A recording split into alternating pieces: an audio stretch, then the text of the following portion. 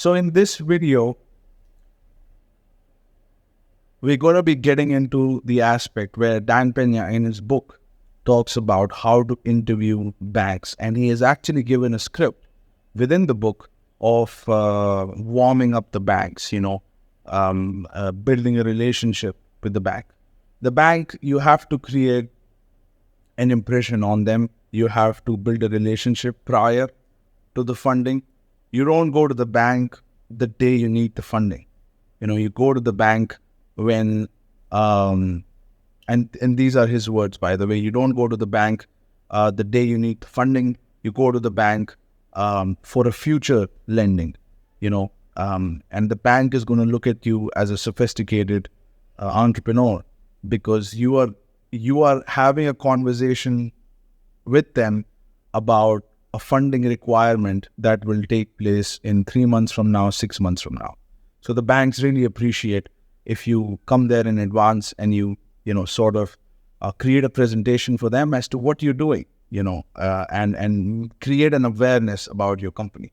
When you reach out to the banks initially, after building your dream team, you're not reaching out to them for financing. You are just reaching out to create awareness about who your company is, who are the people involved, and what you're doing, and also understand more about their bank, what type of lending criteria they have, on what basis do they give out loans, and does your company qualify or not, and and you got to create a meeting in such a way that you are qualifying them, and you got to create competition between the banks. So Dan Pena talks really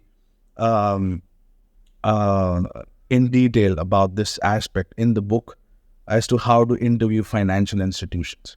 So let's get right into it. So, first thing is, you don't go to the bank on your knees, is what he said in one of the videos. So you go there dressed up in a 3-piece suit. You invite them to a nice country club or a Four Seasons hotel or Ritz-Carlton, and you have your CFO there or your finance director with you, and you go through an interview process with the bank. And they are not interviewing you, you are interviewing them.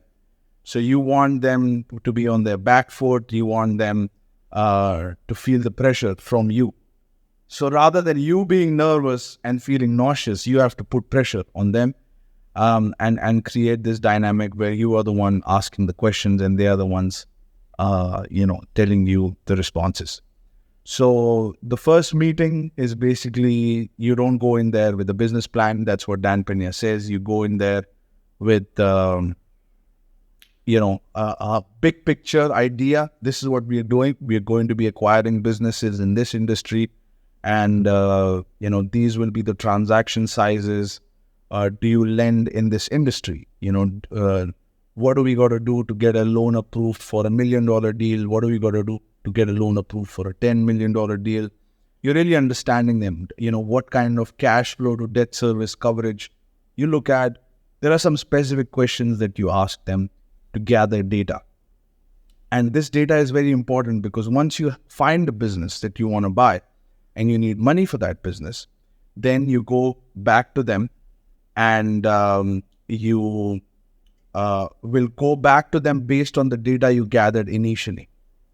So, if there is a $10 million deal and there is one bank who said that, yes, we do $10 million deal and it will take 3 to 4 months to get the approval, then you go to that bank.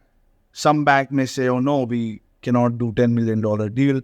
Your first deals needs to be small, but we can do $1 million, $2 million deal. So then you take it, if you have a $2 million deal, then you go to that bank.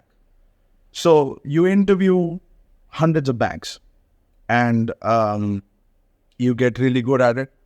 And Dan Pena recommends that you interview 2 banks a week, whether you need money or not, just to stay in practice. So, and to get good at it. So what happens is, with every presentation, they're asking you questions, and initially you may not understand them, but after a few presentations, the question starts to become same, and you can easily address those questions.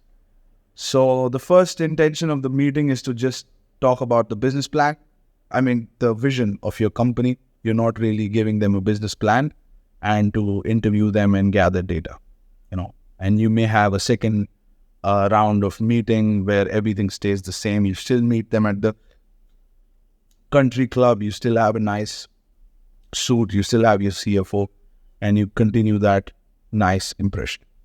So that's about interviewing financial institutions.